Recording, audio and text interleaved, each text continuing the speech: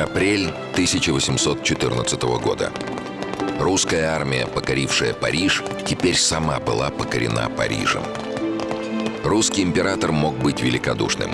Он достиг своей цели. Сдача Москвы была искуплена взятием Парижа.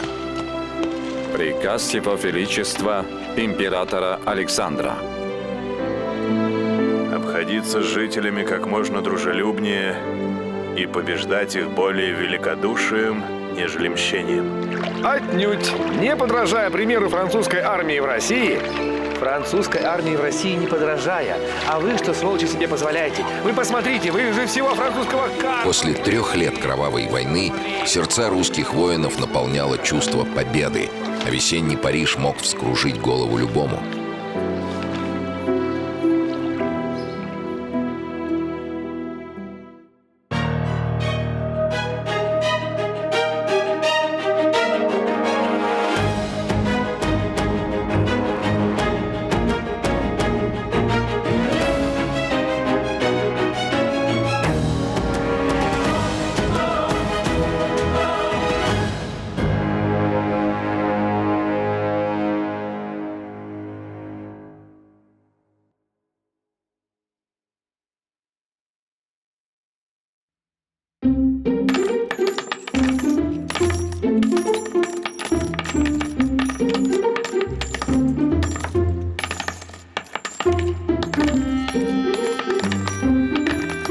Государь приказал выдать войскам очередное денежное содержание, а гвардии годовое жалование не взачет.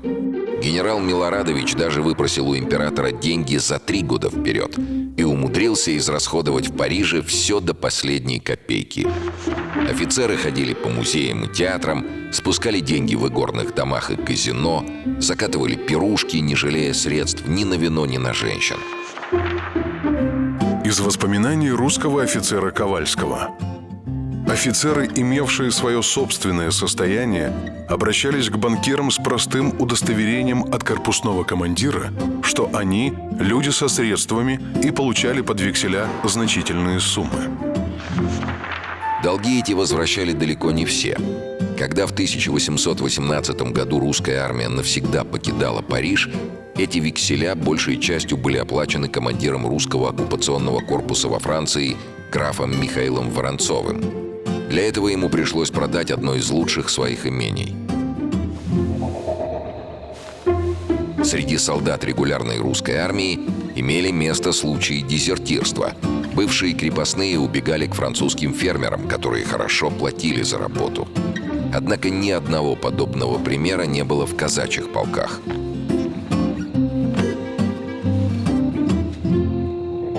Казаки стояли биваками прямо в городском саду на Елисейских полях.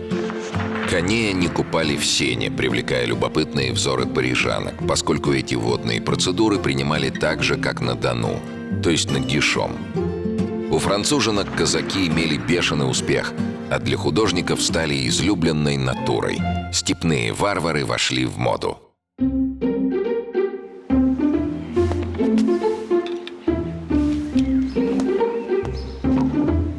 Казаки и во Франции оставались казаками, не упуская случая поживиться. Они не гнушались продавать прихваченное в походах добро, а в прудах дворца Фонтенбло выловили всех знаменитых зеркальных карпов. Ты мне, Карпов, ответишь за этих карпов. По всей твоей подходящей по этому поводу фамилии. Ваше высокопревосходительство, Алексей Петрович. Христом Богом, не мои это, не мои! Я тебя зачем в Фонтенбло посылал? Рыбу ловить? Все сделал, как вы велели, как на духу. А может быть, это генерала Иловайского, это его на руку того? А моих вы все знаете. Знаю, как облупленных, от того и спрашиваю. Ты у меня, Карпов, гляди, тут и без тебя. Что у тебя там? Виноват? Мыши? Приберись тут, станицу устроили. Слушаюсь, ваше высокопревосходительство.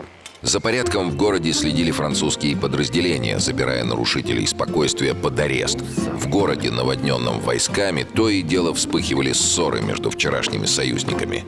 Атмосфера Парижа тому благоприятствовала. Самойлов, выходи, скотина! Я, ваше благородие. Что там у тебя? Никого. Ага. Что случилось, Симеон? Да ты еще и Симеон. Ваше благородие! Ваше благородие! Зарублю!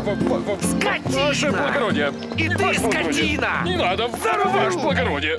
Сергей Волконский называл Париж нравственным Вавилоном новых времен. Особенно популярным стал знаменитый Пале-Рояль, где и оседала большая часть офицерского жалования. Из воспоминаний русского офицера Черткова. На 3-м этаже сборище публичных девок, на 2-м игра в рулетку, на антресолях судная касса, на 1-м этаже оружейная мастерская. Этот дом – подробная и истинная картина того, к чему приводит разгул страстей. Солдаты не так уж часто выходили в город, но поддерживать дисциплину в армии становилось все труднее. Многие офицеры даже перестали носить военную форму, приезжая на смотры в гражданской одежде. Все это не могло не беспокоить царя, который прекрасно понимал, что победа над армией Наполеона – это лишь половина победы в войне. Теперь, когда в дело вступали дипломаты, его главным козырем по-прежнему оставалась сильная боеспособная армия.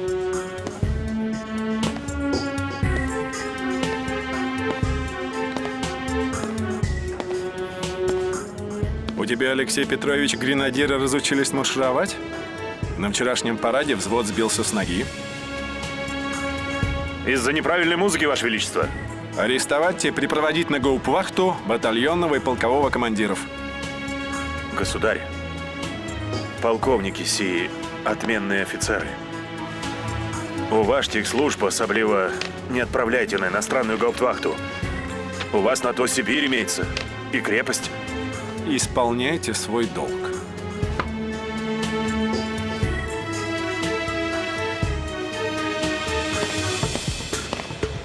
Русские полковники на французской гауптвахте. Позор ведь какой.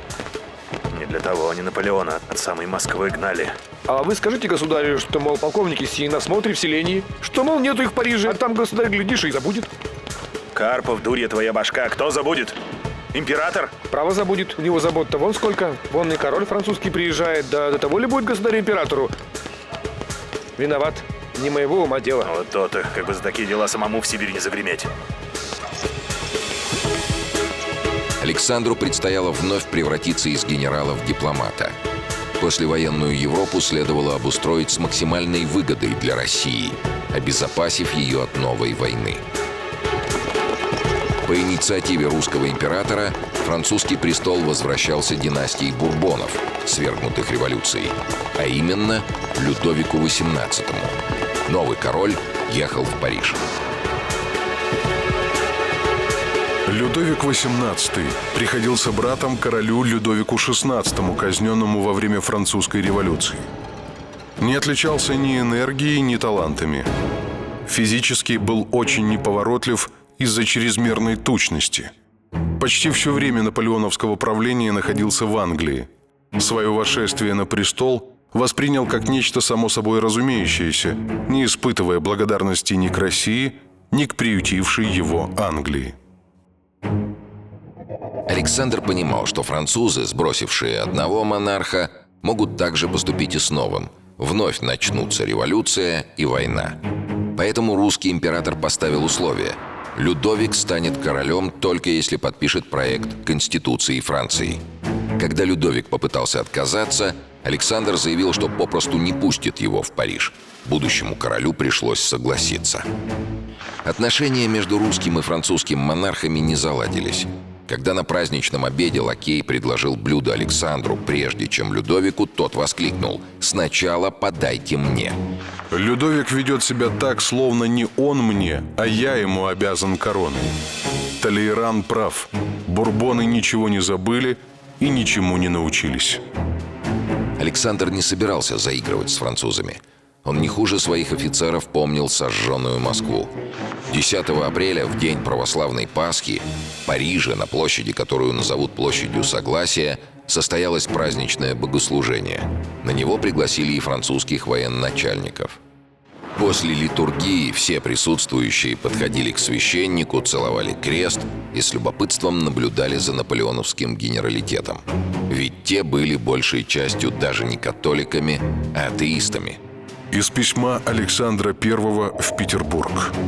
«Духовное наше торжество в полноте достигло своей цели. Мне было забавно видеть, как французские маршалы, как многочисленная фаланга генералов французских теснилась возле русского православного креста и друг друга толкала, чтобы иметь возможность к нему приложиться».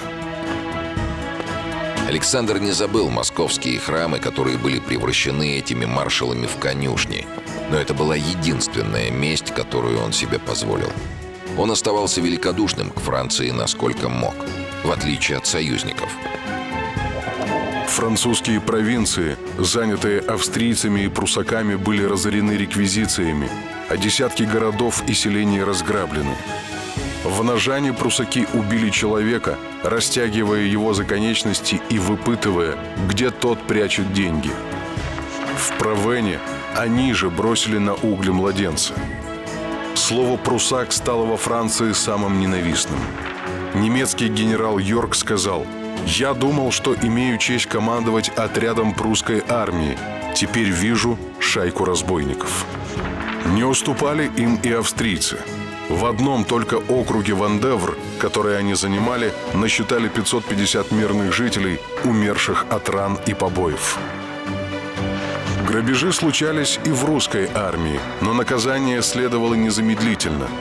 Так в Париже один русский солдат был расстрелян лишь за то, что стащил хлеб в булочной. Как мог, русский император пытался спасти Францию от разорения и беззакония. Пытался во имя будущего мира в Европе и безопасности своей страны. Ради этого мира он буквально подарил французский трон Людовику, но получил вместо союзника нового врага.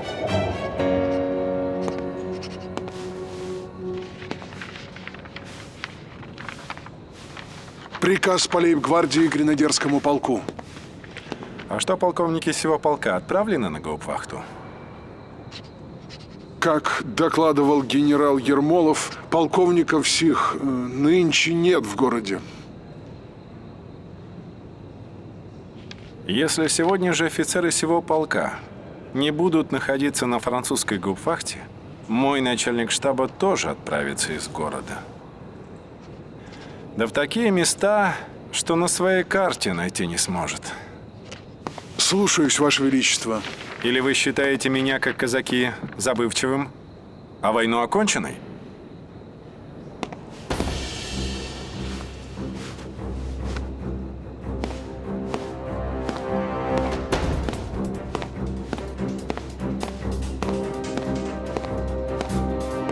Можете идти. Vous pouvez partir. Je m'excuse, Votre Majesté. Прошу прощения, Ваше Величество.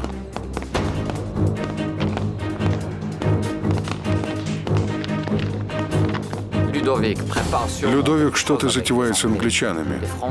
Французы готовят тайный договор против России. Австрия готова к ним присоединиться.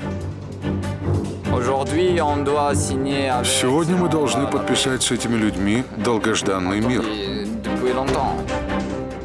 Бурбоны не исправились и неисправимы. 30 мая в Париже был подписан мирный договор между Россией, Великобританией, Австрией и Пруссией с одной стороны и Францией с другой.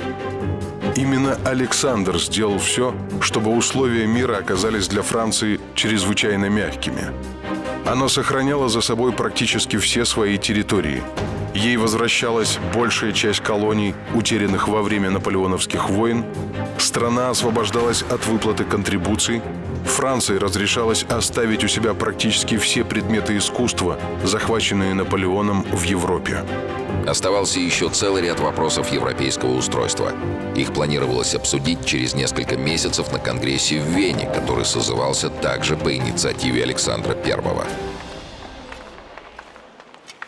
Алексей Петрович, по поводу полковников, которых нет в городе. Арестовать немедленно. Французам их не отдавать. Припроводить ко мне во дворец, где для их содержания будет выделена комната. Слушаюсь, Ваше Величество, будет исполнено.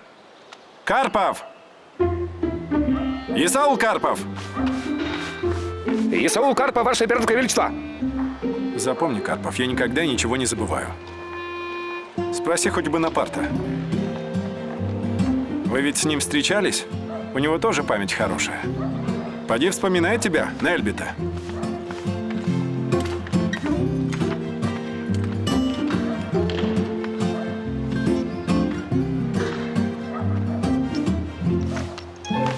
Ваше благородие, а разрешите спросить? Наполеон прибыл на Эльбу, не имея никаких планов на продолжение борьбы. Так, во всяком случае, казалось окружающим. В 1811 году, когда Наполеон готовился к вторжению в Россию, баварский генерал Вреде пытался отговорить императора от этой затеи. Тогда Наполеон оборвал его словами: Через 3 года я буду господином всего света. И вот прошло 3 года. Бывший император владел лишь кусочком суши посреди Средиземного моря.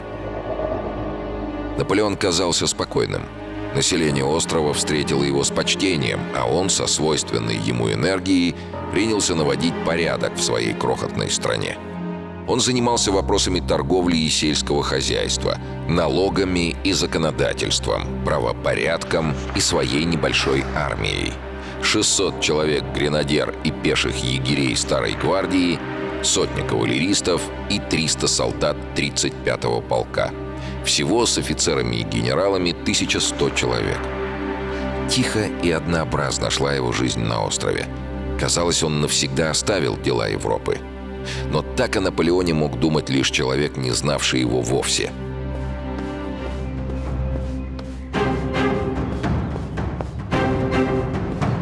Уже к осени бывший император стал внимательно выслушивать все, что ему доносили о делах во Франции. А послушать было что. Людовик, его двор, министры и аристократы вели себя так, словно никогда и не было во Франции ни революции, ни Наполеона. Они ждали от народа покаяния и готовности вернуться к прежним порядкам. Но неожиданно поняли, что прежних порядков не восстановить. Прекрасно. После вступления Людовика на трон все государственное устройство Франции, учрежденное Наполеоном, осталось таким, каким было при императоре. Новая власть ничего лучшего не смогла ни предложить, ни построить. Организация министерств, управление провинциями, полиция, суд, почта, финансы, образование, система формирования и содержания армии, вплоть до ордена почетного легиона, учрежденного Наполеоном, остались точно такими же, какими были при императоре. Большинство из его учреждений действуют до сих пор. Вернувшаяся во Францию знать требовала возвращения земель, дворцов и средств, которые они имели до революции. А это никак не устраивало французских крестьян и буржуазию. Интеллигенцию возмущала жесточайшая цензура. Армия на дух не переносила новой власти и лишь терпела ее. Солдаты и офицеры вспоминали времена воинской славы, которую им принес император. Их маленький капрал, как называли его в войсках. Тот, который делил с ними и трудности походов, и торжество побед. Прекрасно. Бессильные создать хоть что-то взамен сооруженному Наполеоном, бурбоны лишь провоцировали народ Франции словами и делами, расшатывая свое и без того непрочное положение. Их не любили, их презирали, их боялись. А они, казалось, не понимали этого. Зато это прекрасно понимал человек, который своими руками построил новую Францию. Прекрасно. Стоял декабрь 1814 года. Тем временем в Вене собрался конгресс, призванный решить участь новой Европы. Русская армия покинула Париж и пределы Франции. Часть войск, наконец, возвращалась в Россию. Другая же направлялась в герцогство Варшавское. В результате длительных войн в эпоху правления Екатерины II огромное польско-литовское государство Речь Посполита перестало существовать. России отошли литовские, белорусские и украинские земли. Остальную территорию, собственно Польшу, поделили между собой Пруссия и Австрия. К 1807 году Наполеон восстановил польскую государственность на территории, отбитой у Австрии и Пруссии. Образованное им герцогство Варшавское стало самым верным из союзников Наполеона в войне против России. Именно Польша стала плацдармом, откуда Наполеон обрушил свой удар на восток, а 100-тысячная польская армия вела боевые действия против русских с первого до последнего дня войны.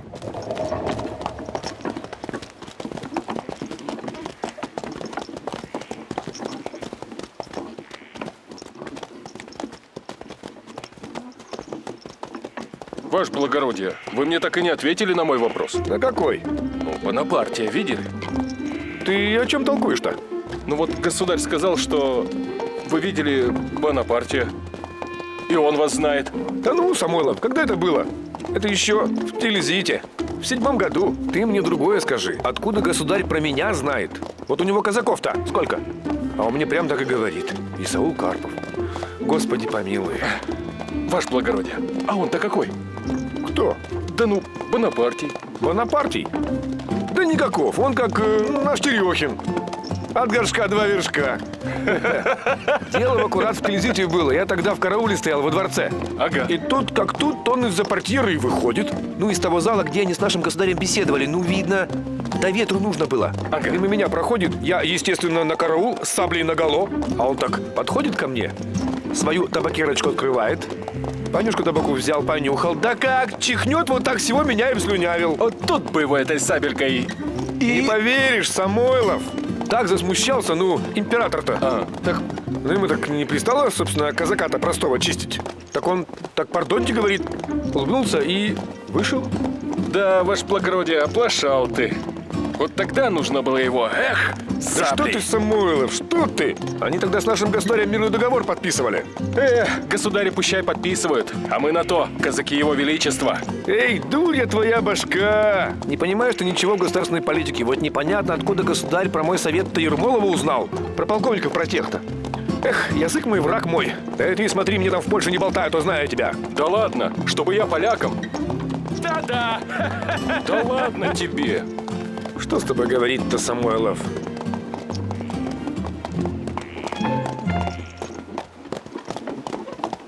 Чтобы обезопасить Россию от ненадежного соседа, Александр I планировал присоединить территорию герцогства Варшавского к Российской империи. А пока 80-тысячный авангард русской армии под командованием Ермолова расположился в Кракове, на самой границе Польши с Австрийской империей. На польские земли претендовала и Австрия, но Александр ответил коротко и ясно: «Я удержу то, что занимаю». К Австрии присоединилась Англия, а затем и Франция. Страна, побежденная русским императором и спасенная им от разорения, также пыталась диктовать свою волю России. Венский конгресс затягивался. Дипломаты, министры и монархи делили Польшу, Голландию, Силезию и Бельгию. Они обсуждали новые границы и устройство новых государств. Но за всем этим проглядывалась одна цель – не допустить усиления кого-либо из союзников. И ничего так не боялась Европа, как роста мощи России. А русский император вдруг оказался не столь сговорчивым. За его очаровательной улыбкой и обходительностью проявился жесткий политик, стоящий на страже интересов своей империи. Тот, кто еще вчера устраивал всех как победитель Наполеона, теперь становился противником. Русская армия, уничтожившая Бонапарта, стала ненужной и опасной. Ее хотели видеть не в Париже и не в Польше, а где-нибудь в глубине России. Для Англии, Австрии и Франции вопрос Польши стал костью в горле. Они пытались отговорить Александра, прибегая едва ли не к угрозам. Ответ императора был тверд: «Я в Польше, посмотрим, кто меня оттуда выгонит». И вчерашние союзники, которые своим освобождением от Наполеона были полностью обязаны России, не моргнув глазом, предали ее. В январе 1815 года был подписан секретный трактат о создании союза между Англией, Австрией и Францией против России. Каждая из этих стран выставляла армию в 150 тысяч человек. 120 тысяч пехоты и 30 тысяч кавалерии. Англия обязывалась выплачивать за каждого кавалериста 30 фунтов стерлингов и 20 фунтов за пехотинца, если она не сможет представить подобный контингент. У наших английских друзей все один солдат – золото.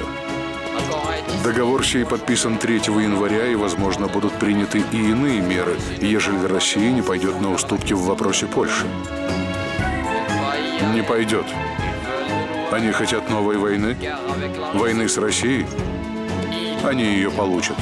Европа была всего в одном шаге от новой войны, но события развивались совершенно неожиданным образом.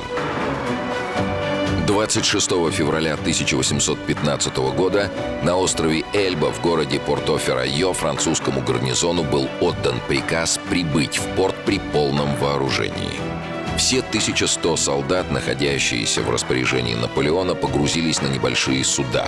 Солдаты не имели ни малейшего представления, куда они направляются. Но когда на борт поднялись Наполеон и генералы, все стало ясно. Порт огласили крики «Да здравствует император!». Ваше благородие, пишите письмо государю. Какому государю? Ты что несешь? Самойлов, как обычно. А вот что. Сено. 5 рублей без малого. Это не сено. Это солома. Тьфу. Чем лошадей кормить-то? Пишите письмо государю.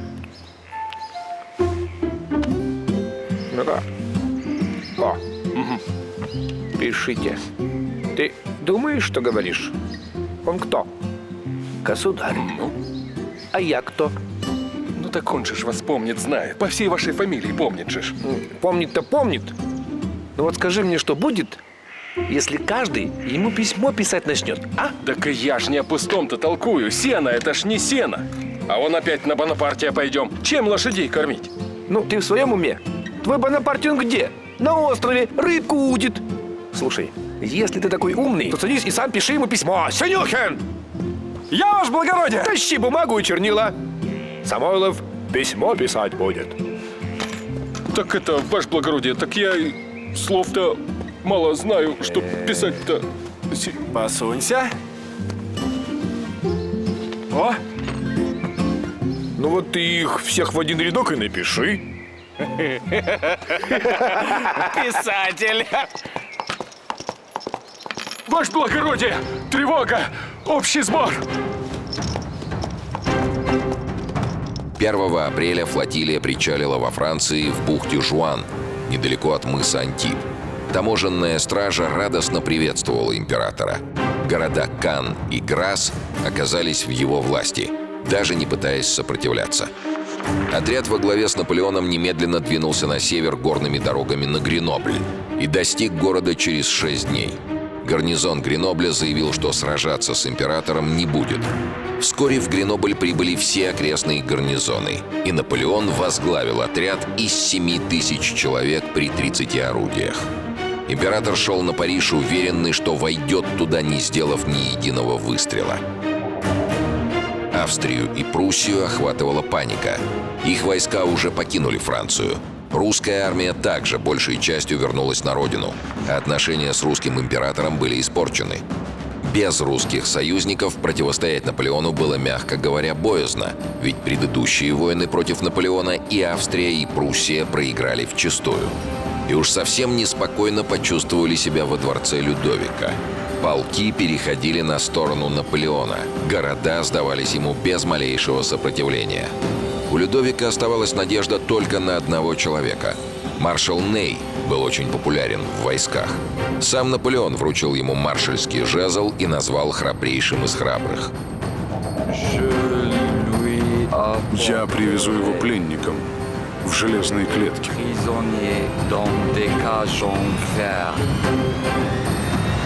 Ней был против наполеоновского предприятия и не ждал от него ничего, кроме новых бедствий для Франции. И он дал обещание королю остановить корсиканца. Но всего через несколько дней в Париж пришло известие, что Ней вместе со своими войсками перешел на сторону императора. 19 марта Наполеон вошел в Фонтенбло. В эту же ночь король Людовик и его свита бежали в сторону бельгийской столицы. На следующий день император торжественно въехал в Париж.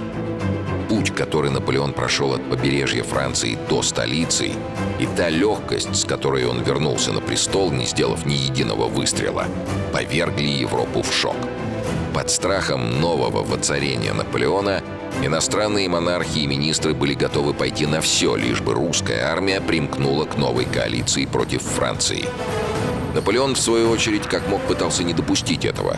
В архиве Министерства иностранных дел он нашел копию секретного соглашения о военном союзе против России и отправил этот документ Александру, надеясь расколоть новую коалицию.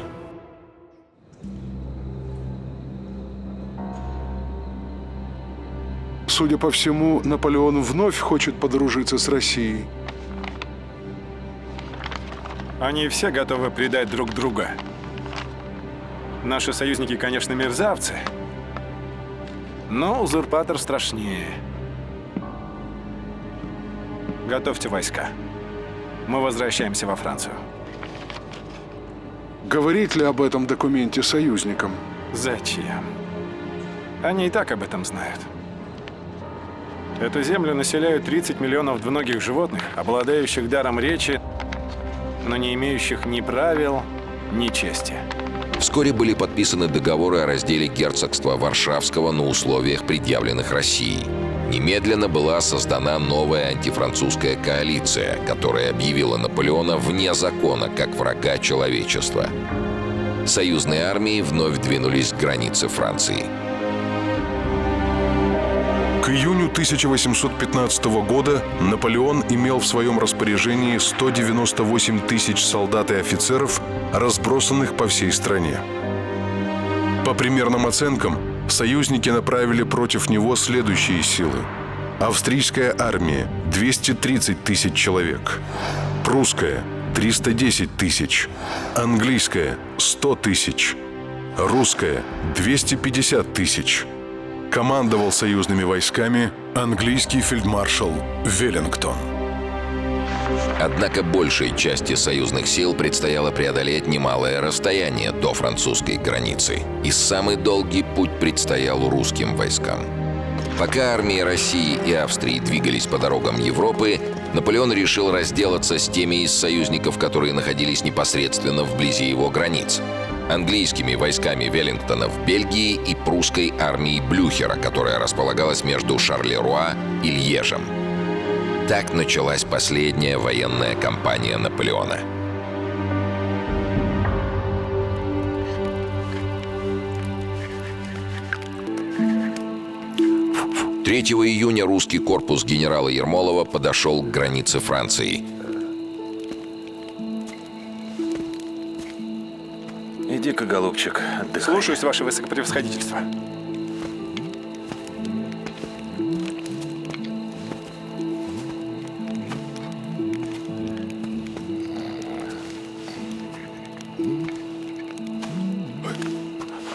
Тихо вы, спите. Виноват? Ваше высокопревосходительство. Не заметил? Греешься? Прошлой зимой холоднее было. Да ты садись, садись. Слушаюсь. Забавные поделки. У меня в детстве такая была. Так это я когда 4 года назад к границе ехал, моя жена на сносях была. Потом из имени писали, мол, сын родился. Уже, почитай, 4 года. А я все на войне. Из Москвы в Вильну. Потом до Москвы с князем Багратионом отступал. Потом снова в Вильну. Так и доехал до самого Парижа. Потом из Парижа в Польшу вернулся. Теперь выходит вот снова из Польши в Париж. Потом домой, надеюсь. Это ж сколько я верст из одного человека проехал. Туда-сюда, туда-сюда. Так ты хоть верхом. А пехота весь тот путь пешком прошла. Ваше высокопревосходительство, Господи всесвятый. Это сколько мы Европу топтать-то будем? Сын растет. Скоро ж сам служить пойдет-то. И снова Бонапарт, а? Я говорил, надо сразу было его расстрелять. Ну да ничего. Даст Бог, уж в следующий раз сам расстреляю. А там суди меня и государь, и Бог. А дозвольте просьбу, ваше высокопревосходительство, а? Вы прежде чем Наполеона расстрелять-то, покажите его Самойлову. А то уж больно ему любопытно, за кем же он столько лет-то гонялся, а? Однако ни поймать Наполеона, ни вступить с его армией в еще одно сражение русским войскам не довелось.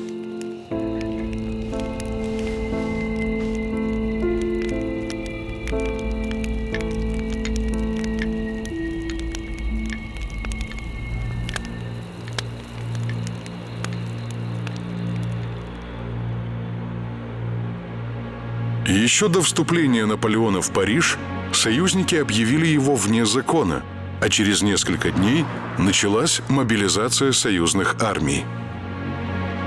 Из всех своих сил Наполеон мог использовать в кампании только 128 тысяч человек, в то время как союзники уже имели армию в 700 тысяч и намеревались увеличить ее до 1 миллиона.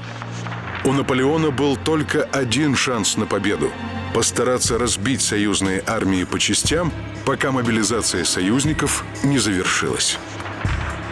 15 июня Наполеон направил Нея сдерживать наступление английских войск Веллингтона у Катер-Бра, а сам 16 июня напал на прусскую армию Блюхера.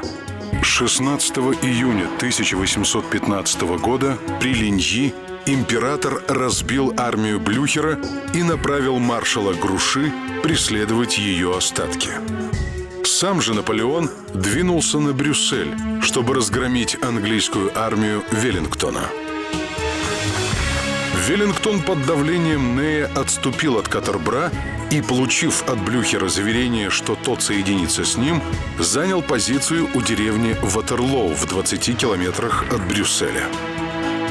Силы союзников доходили до 70 тысяч человек при 159 орудиях. Силы французов – до 72,5 тысяч при 250 орудиях. Сражение длилось с 11 часов 35 минут дня до 8 часов вечера. Накануне прошел дождь, и все сражение и пехота, и конница провели по колено в грязи. Несколько раз французы овладевали вражескими позициями, и казалось, что силы английских войск сломлены. Но Веллингтону вновь и вновь удавалось выправить положение. К вечеру ему на помощь подоспели прусские войска Блюхера. Маршал Груши, которого Наполеон направил преследовать прусаков, был втянут в бой под Вавром и помочь императору не смог. Наполеон бросил в бой последний резерв – императорскую гвардию. Удар намечался в центр позиции англичан, чтобы не дать им соединиться с Блюхером. Но английская пехота сначала остановила эту атаку, а потом заставила французских гвардейцев отступить. К 8 часам вечера все было кончено. Блюхер обходил позицию французов справа, а сил противостоять у Наполеона уже не было. Гвардия начала отступать. Из всего ее состава осталось 3 батальона, последний оплот великой армии Наполеона. Окруженным гвардейцам английский полковник Хелкет крикнул: «Храбрые французы, сдавайтесь!» На что последовал знаменитый ответ генерала Камброна: «Дерьмо! Гвардия умирает, но не сдается». Существует версия, что он произнес только первое слово, а фраза «умирает, но не сдается» придумана уже существенно позже. Но после этого ответа гвардейский полк Камброна был уничтожен артиллерийской картечью. Маршал Иоахим Мюрат.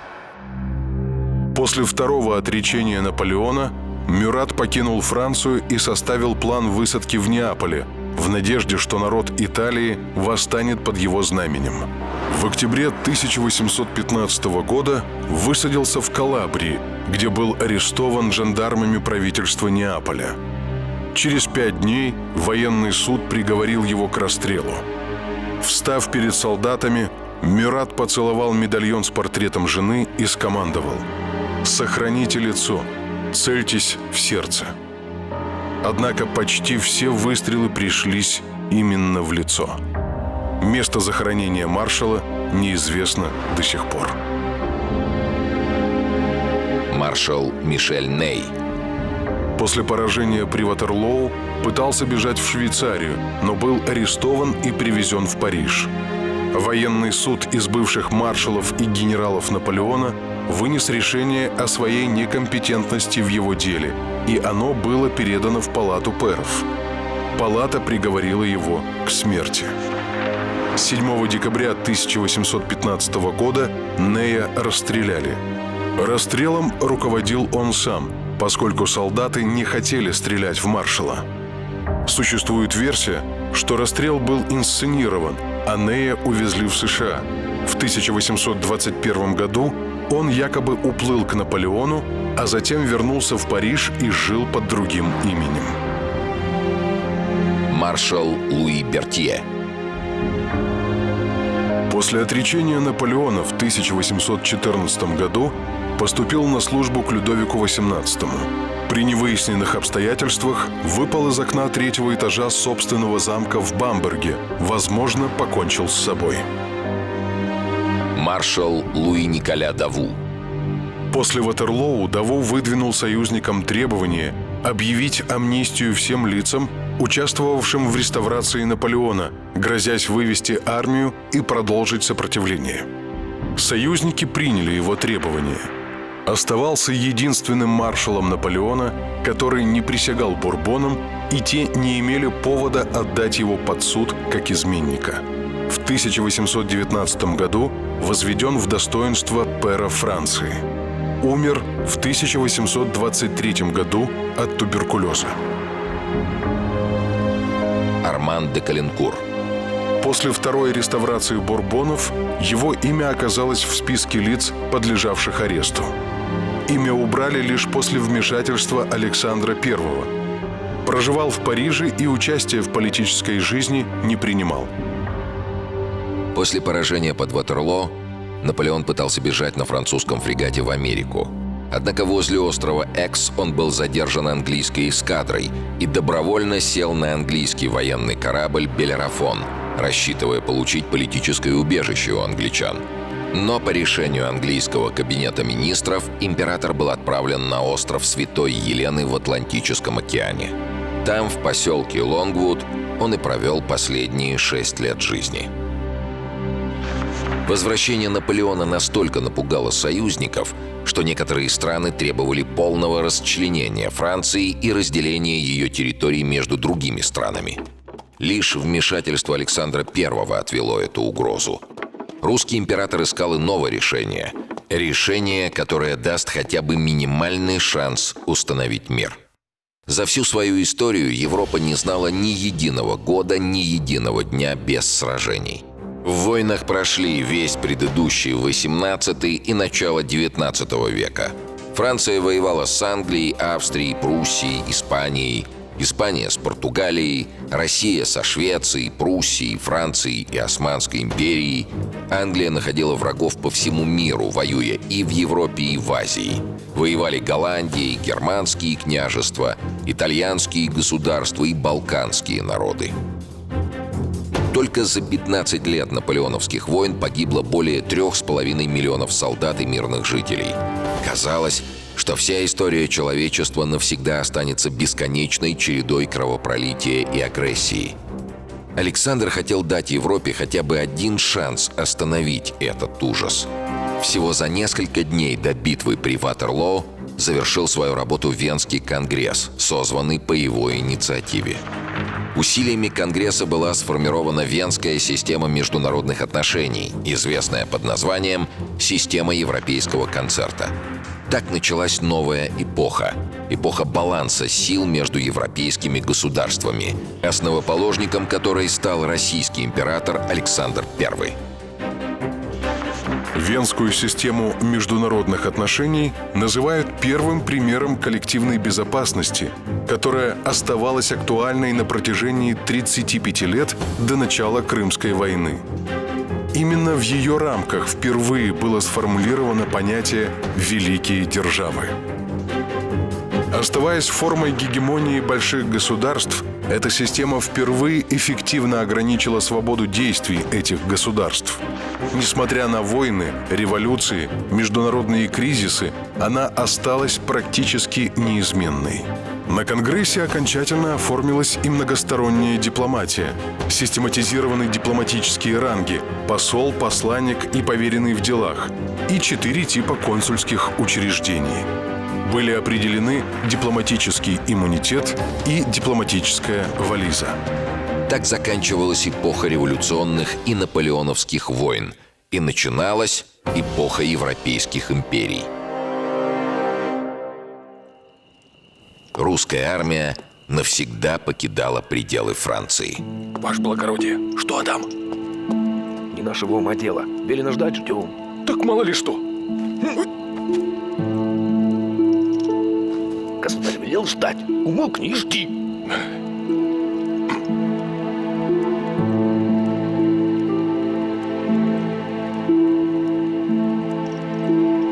В Европе все тихо.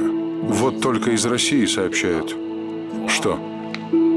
Здесь список офицеров, тайное общество, союзы, братства. Поговаривают о Конституции. А некоторые даже... À propos de quoi? О чем? Librement. Говорите смелее. О свержении императора? Это не проверено, но это не шутки. Источники надежные. Ваше Величество, боевые офицеры — народ решительный. Мне не за что их судить, поскольку сам был таким же, как они, и решительным был. Речь не просто о свержении, а о покушении на жизнь. Хорошо, давайте. Vas-y. Ваше Величество, не сегодня-завтра. Pas aujourd'hui. Не сегодня-завтра в мире может измениться решительно все. L'empereur peut influencer. Император может влиять на ход истории, но остановить его он не в силах. Благодарю вас.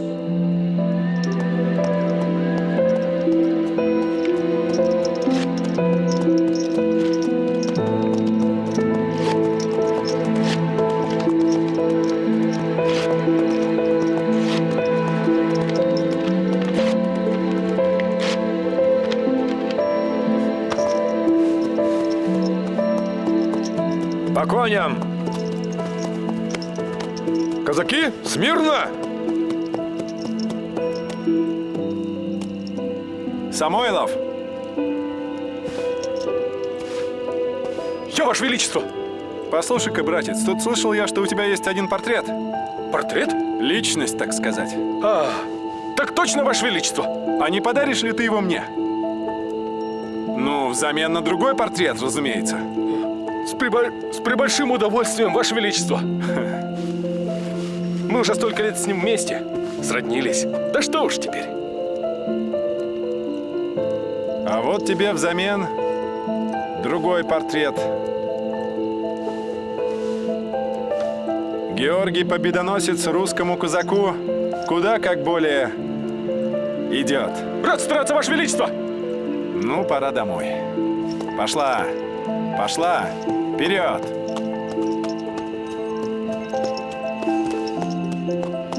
Пора домой.